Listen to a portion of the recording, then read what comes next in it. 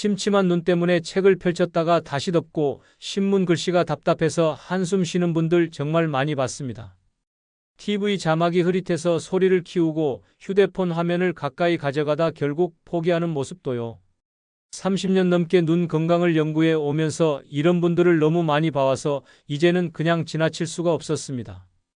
저는 눈건강연구소에서 30년간 시력 저하 원인을 추적해온 박사 이정민입니다. 더 속상한 건요, 대부분이 나이 탓이라고 스스로 체념해 버린다는 겁니다. 그래서 안경을 바꾸고 돈을 쓰고도 여전히 세상은 안개 낀 것처럼 보이죠. 하지만 분명히 말씀드릴 수 있습니다.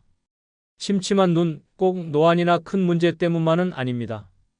집에서 습관만 바꿔도 다시 맑아지는 분들 실제로 정말 많습니다. 제가 직접 상담했던 분들 중에서도 안경 도수는 그대로인데 눈물 관리만 바꿨더니 신문을 다시 읽게 된 분, 눈꺼풀 청소 습관 하나 추가했더니 TV 자막이 또렷해진 분들이 수십 명입니다. 요즘 눈 때문에 마음까지 답답하셨던 분 계신가요? 공감되신다면 댓글로 한 줄만 남겨주세요. 제가 얼마 전 상담했던 분 이야기 하나 해드릴게요. 지인의 아버지이신 69세 박정호님 이야기입니다. 이분은 아침마다 신문 읽는 게 하루의 시작이었어요. 그런데 어느 순간부터 글씨가 번져 보이기 시작했죠. 안경을 새로 맞췄는데도 답답했고 비싼 렌즈를 써도 눈이 개운하지 않았습니다. 가장 속상했던 건 이제는 나도 늙었구나 하는 생각이 들었다는 겁니다. 그래서 좋아하던 독서도 하나둘 놓게 됐다고 하시더군요. 친구들과 함께하던 독서 모임도 부담스러워서 발걸음이 뜸해졌고요. 손자가 보내준 문자 메시지도 제대로 읽지 못해서 답장하는 게 두려워졌다고 합니다. 박정호님처럼 시력은 괜찮은데 눈이 침침한 분들 생각보다 훨씬 많습니다. 오늘 이 영상에서 말씀드릴 내용은 여러분의 눈 관리 방식을 완전히 바꿀 수 있는 중요한 지혜입니다. 이 이야기를 끝까지 듣고 실천하셔야만 진정한 변화를 경험할 수 있습니다. 그런데 이분 눈 자체에는 큰 문제가 없었습니다. 문제는 눈 주변, 특히 눈물과 눈꺼풀 관리에 있었습니다. 아주 작은 습관 몇 가지만 바꿨을 뿐인데 한 달 뒤 다시 신문을 편하게 읽게 되셨어요. 눈꺼풀에 쌓인 기름때를 매일 저녁 부드럽게 닦아내고 인공 눈물을 하루 4번 규칙적으로 넣는 습관만 들였을 뿐인데요. 2달 뒤에는 독서 모임도 다시 나가시고 손자와 문자도 주고받으며 활기를 되찾으셨습니다. 이런 중요한 정보를 더 많은 분들이 알 수 있도록 구독과 좋아요로 응원해 주세요. 이 채널은 여러분의 건강한 노년을 진심으로 응원합니다. 끝까지 보시면 왜 지금 당장 여러분의 작은 습관을 바꿔야 하는지 분명하게 깨닫게 되실 겁니다. 뒤에 나올 눈꺼풀 관리법을 모르시면 지금까지의 노력이 의미 없어질 수 있어요. 마지막에 나올 단 하나의 습관이 모든 것을 바꿀 수 있습니다. 여러분의 눈 관리 습관을 바꾸는 작은 실천만으로도 충분히 세상이 다시 또렷해질 수 있는 일이죠. 그래서 이제는 우리 일상에서 침침한 눈과 직접 연결되는 원인들을 하나씩 짚어보겠습니다. 안구 건조가 시력을 망가뜨리는 이유부터 말씀드리겠습니다. 침침함의 대부분은 눈도수가 아니라 눈물 환경 문제입니다. 눈이 마르면 초점이 흔들리면서 시야가 흐려지는 거예요. 렌즈가 깨끗해도 그 앞에 물기가 없으면 선명하게 볼 수 없는 것과 같은 원리입니다. 국내 안과 연구에서 60대 이상 침침함 호소자의 대부분이 실제 시력 저하가 아닌 안구 건조로 확인됐습니다. 서울대 안과 연구팀이 발표한 자료를 보면요. 침침하다고 찾아온 환자 중 70% 이상이 시력표 검사에서는 정상 범위였다고 합니다. 69세 박정호 님도 시력 수치는 괜찮았지만 눈이 마르면서 오후마다 글씨가 안 보였어요. 아침에는 그래도 괜찮은데 점심 먹고 나면 신문이 뿌옇게 보이는 거예요. 이럴 때는 불편할 때가 아니라 불편해지기 전에 관리해야 합니다.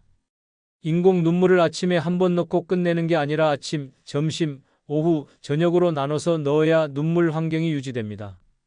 참고 버티는 습관이 가장 위험합니다. 눈이 마른 채로 계속 보려고 하면 눈이 더 빨리 피로해지고 결국 눈물샘도 약해집니다. 여러분도 오후만 되면 더 흐려지나요?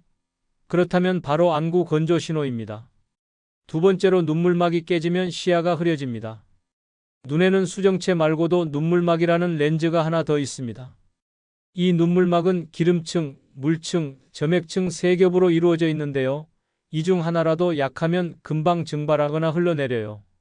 눈물막 상태가 시력의 질에 큰 영향을 준다는 보고가 한국안과학회에서 여러 차례 나왔습니다. 특히 50대 이후부터는 눈물막이 불안정해지면서 깜빡일 때마다 시야가 일시적으로 흐려지는 현상이 나타난다고 해요. 68세 이순자님은 인공 눈물을 넣을 때만 잠깐 선명해졌습니다. 그런데 10분만 지나면 또 뿌옇게 보이는 거예요. 이게 바로 눈물막이 오래 유지되지 못하는 상태였던 겁니다. 눈물막을 유지하는 습관이 핵심입니다. 눈물의 기름 성분을 보충해주는 오메가3 지방산을 꾸준히 섭취하고 눈을 자주 깜빡여서 눈물막을 재정비해주는 게 중요해요. 잠깐 좋아졌다고 안심하면 안 됩니다.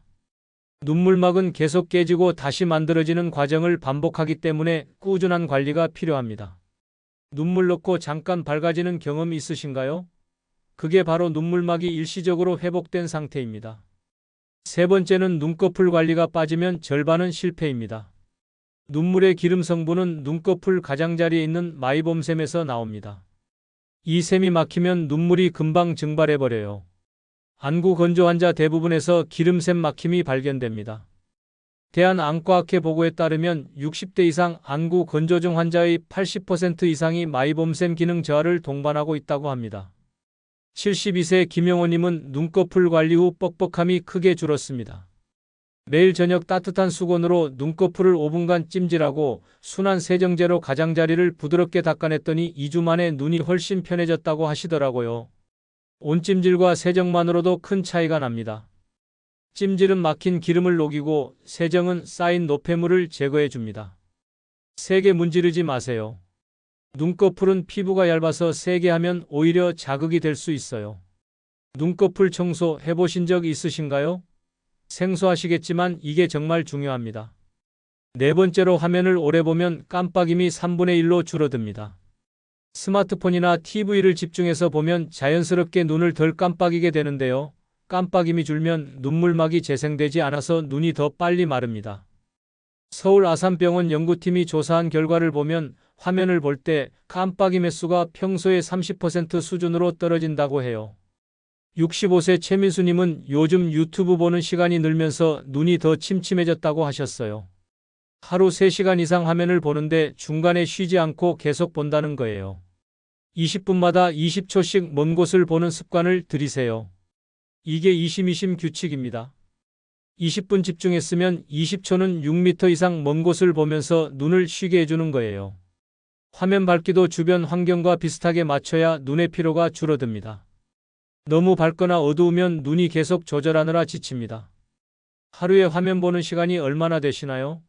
3시간 넘으면 주의하셔야 합니다. 다섯 번째는 실내 습도가 40% 이하면 눈물이 빠르게 증발합니다. 건조한 환경에서는 아무리 눈물을 넣어도 금방 마르는데요. 특히 겨울철 난방할 때나 여름철 에어컨 바람 직접 쐴 때 눈이 더 침침해지는 이유가 바로 이겁니다.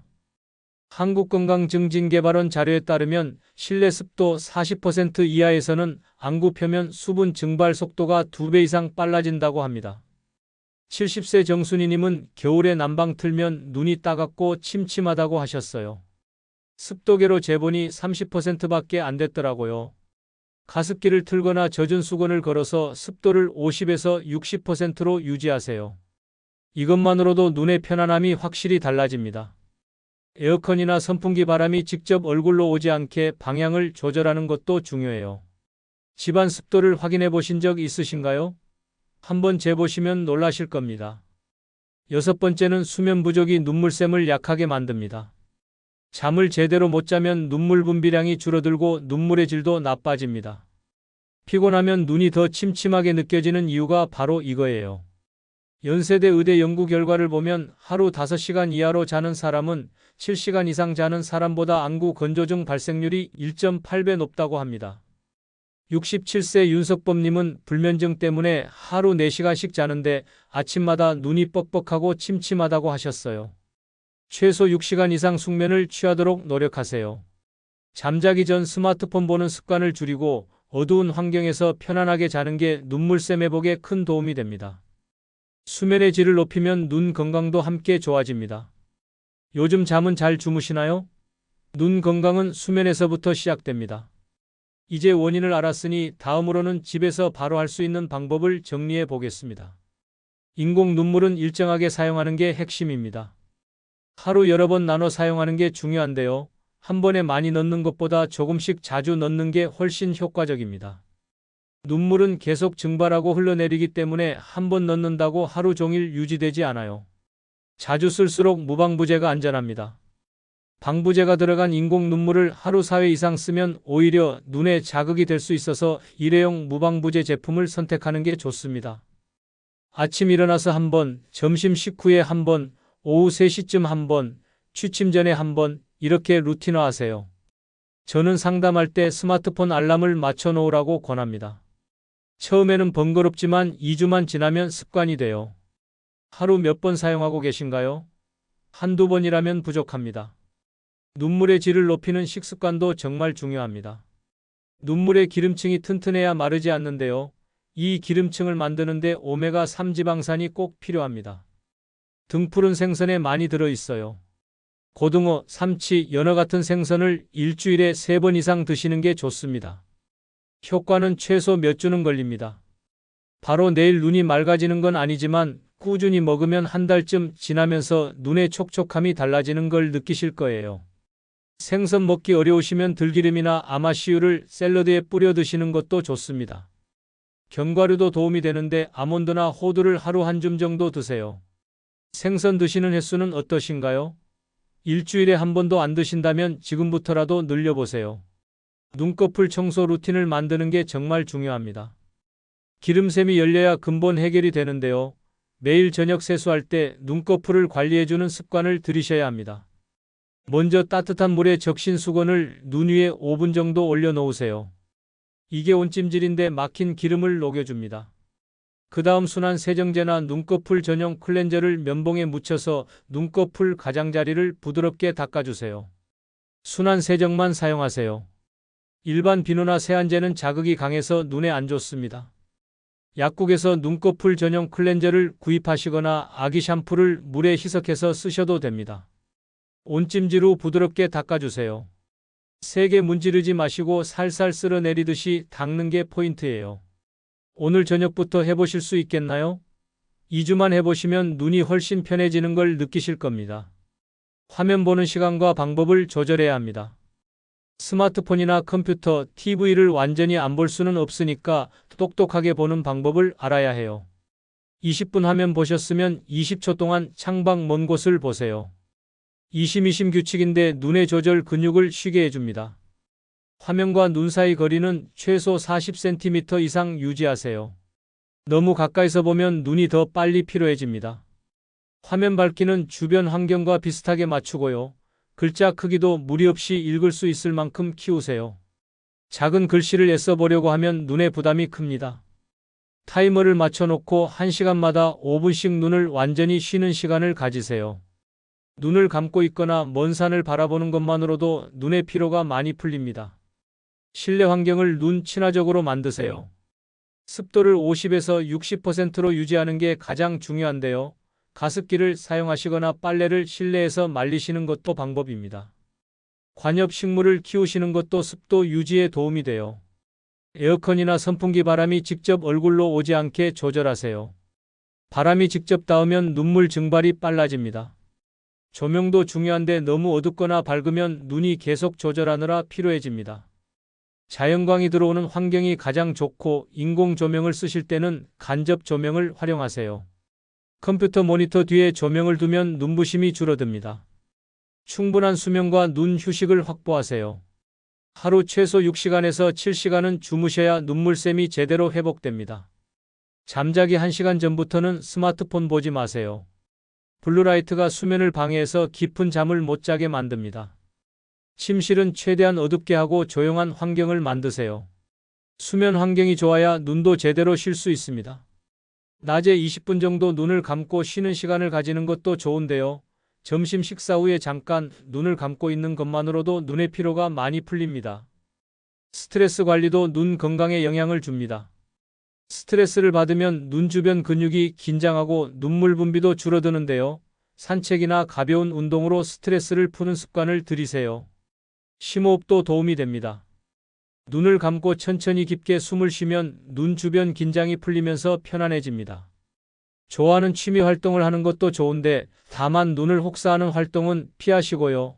음악 듣기나 라디오 청취처럼 눈을 덜 쓰는 활동을 선택하세요. 정기적인 점검도 빠뜨리지 마세요. 1년에 한 번은 전문가 상담을 받아서 눈 상태를 확인하는 게 좋습니다. 특히 당뇨나 고혈압이 있으신 분들은 더 자주 체크하셔야 해요. 눈 건강은 전신 건강과 연결돼 있어서 만성 질환이 있으면 눈에도 영향을 줍니다. 이상 증상이 생기면 참지 마시고 바로 상담받으세요.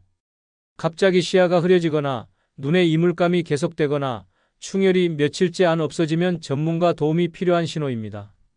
이제 마지막으로 왜 이걸 지금 시작해야 하는지 정리해 드리겠습니다. 오늘 이야기 정리해 보겠습니다. 침침한 눈을 우리는 너무 쉽게 나이 탓으로 넘겨왔습니다. 그래서 안경을 바꾸고 돈을 쓰고 포기해 왔죠. 하지만 제대로 관리하지 않으면 눈은 더 빨리 지치고 시야는 더 흐려집니다.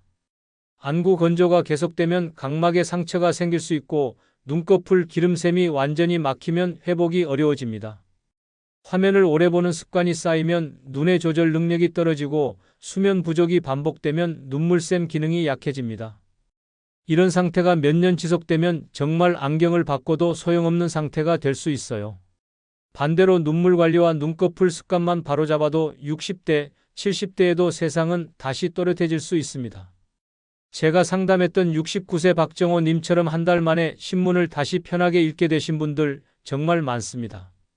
72세 김영호 님처럼 눈꺼풀 청소만 시작했는데 눈이 훨씬 편해진 분들도 계시고요. 68세 이순자님은 인공 눈물 사용 루틴을 만들고 나서 TV 보는 게 다시 즐거워졌다고 하셨어요. 이분들의 공통점은 뭘까요? 바로 작은 습관을 꾸준히 실천했다는 겁니다. 거창한 치료나 비싼 제품이 아니라 매일 저녁 눈꺼풀 닦기, 하루 4번 인공 눈물 넣기, 20분마다 먼 곳 보기, 이런 작은 습관들이 모여서 큰 변화를 만들었습니다. 오늘 당장 할 수 있는 한 가지, 저녁 세수할 때 눈꺼풀을 부드럽게 닦아보세요. 따뜻한 물에 적신 수건으로 5분간 찜질하고 눈꺼풀 가장자리를 부드럽게 닦아주세요. 그 작은 행동이 변화를 시작합니다. 내일 아침 눈을 떴을 때 조금이라도 더 편안함을 느끼실 수 있을 겁니다. 그리고 인공 눈물을 하나 준비하세요. 약국에서 무방부제 일회용 제품으로 구입하시면 됩니다. 아침, 점심, 오후, 저녁 4번만 넣어보세요. 일주일만 해보시면 눈이 달라지는 걸 느끼실 겁니다. 화면 보실 때 타이머 맞춰 놓으세요. 20분마다 알람이 울리게 해서 20초 동안 창밖을 보는 습관을 들이세요. 이 3가지만 오늘부터 시작하셔도 한 달 뒤에는 지금과 완전히 다른 눈을 경험하실 겁니다. 다음 영상에서는 아침에 눈이 특히 침침한 분들을 위한 관리 타이밍 이야기를 해드릴 예정입니다.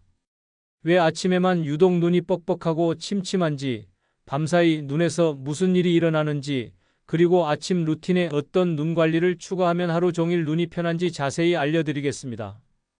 특히 아침마다 눈곱이 많이 끼시는 분, 일어나자마자 눈이 뻑뻑한 분들은 꼭 보셔야 할 내용입니다. 오늘 내용 도움이 되셨다면 여러분 경험도 댓글로 남겨주세요. 지금 실천하고 계신 눈 관리법이 있으신가요? 아니면 오늘부터 시작해보실 습관이 있으신가요? 댓글로 나눠주시면 저도 힘이 나고 다른 분들에게도 큰 도움이 됩니다. 여러분의 눈이 다시 맑아지는 그날까지 제가 계속 응원하겠습니다. 감사합니다.